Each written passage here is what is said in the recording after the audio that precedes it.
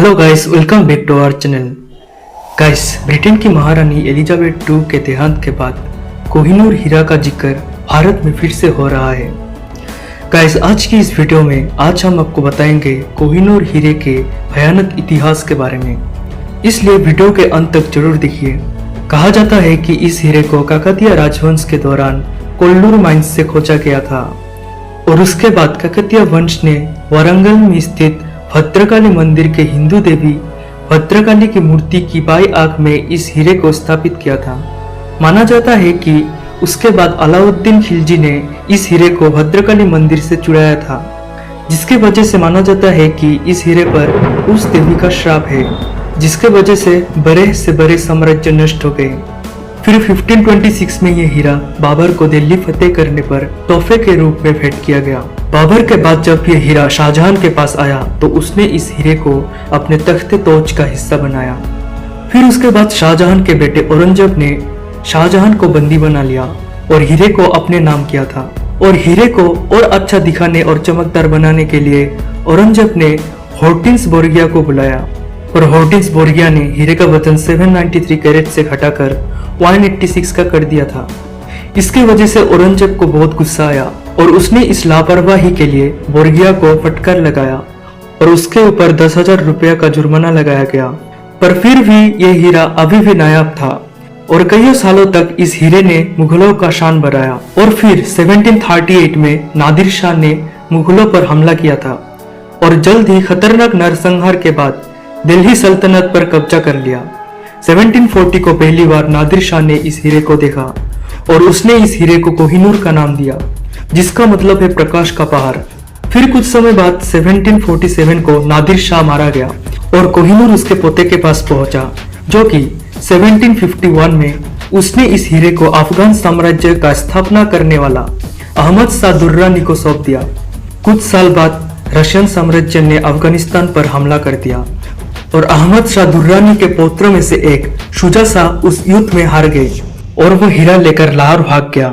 फिर उसने वहां के महाराज रंजीत सिंह से मदद मांगा। महाराजा रंजीत सिंह के मदद मिलने के बाद शुजा शाह ने कोहिनूर हीरे को महाराजा रंजीत सिंह को सौंप दिया। महाराजा रंजीत सिंह ने लाहौर के ज्वेलर्स द्वारा 2 दिनों तक हीरे की जांच की ताकि यह सुनिश्चित हो सके कि शुजा ने उसे नकली हीरा ना दिया हो। जब ज्वेलर्स ने हीरे का असलियत की पुष्टि की तो उन्होंने शुजा शाह को 1,25,000 रुपया दिया। महाराजा रंजीत सिंह कोहिनूर हीरे को अपने पगड़ी के सामने लगाकर रखते थे। उनको यह डर सताता था कि कोहिनूर को कोई भी चुरा सकता है, इसलिए उन्होंने बाकी समय हीरे को गोविंद नगर के किले में छुपा कर रखते थे। जून 1839 में जब रंजीत सिंह को लगा कि उनका समय अब नजदीक है, उन्होंने अपना बहुमूल्य चीजों को धार्मिक दान के लिए देना शुरू कर दिया और अपने सबसे बड़े बेटे खड़क सिंह को अपने उत्तराधिकारी नियुक्त किया। और मरने से ठीक पहले उन्होंने कोहिनूर हीरे को पुरी के जगन्नाथ मंदिर में दान करने का आदेश दिया। रंजीत सिंह के मृत्यु के बाद बेलेराम ने हीरे को मंदिर भेजने से मना कर दिया और उसे अपने तिजोरियों में छिपा दिया। इसी बीच खड़क सिंह और वजीर ध्यान सिंह ने भी आदेश जारी कर कहा कि हीरा लाहौर से बाहर नहीं ले जाना चाहिए। रंजीत सिंह के मौत के बाद सिख साम्राज्य पर जैसे एक के बाद एक मुसीबत आने लगा। पहले पंजाब को कश्मीर से अलग कर दिया गया और फिर उसके बाद अंग्रेजों ने जब कब्जा किया तो उन्होंने कोहिनूर हीरे को अपने पास रख लिया और यहाँ से ईस्ट इंडिया कंपनी ने कोहिनूर हीरे को लंदन भेज दिया। और हीरे को ले जाते समय जहाज में महामारी फैल गया और जैसे ही कोहिनूर हीरा ब्रिटेन पहुंचा तो महारानी विक्टोरिया पर हमला हो गया और ब्रिटेन के प्रधानमंत्री का भी मौत हो गया। फिर कुछ समय बाद एक फंक्शन में हीरे को रखा गया, जहाँ के लोगों ने शिकायत किया कि हीरे का चमक अच्छा नहीं है, इसलिए महारानी ने हीरे को काटने का हुक्म दिया, जिसके बाद हीरे का वजन कम होकर 105 कैरेट का हो गया था। उसके बाद महारानी ने हीरे को मुकुट में लगाया, पर काफी समय से उन्होंने इस मुकुट को नहीं पहना क्योंकि उनको हीरे को देख के एक अजीब सा एहसास होता था। और ऐसे ही साल दर साल ब्रिटेन की महारानी को कोहिनूर हीरा सौंप दिया जाता है। So thank you guys for watching this video.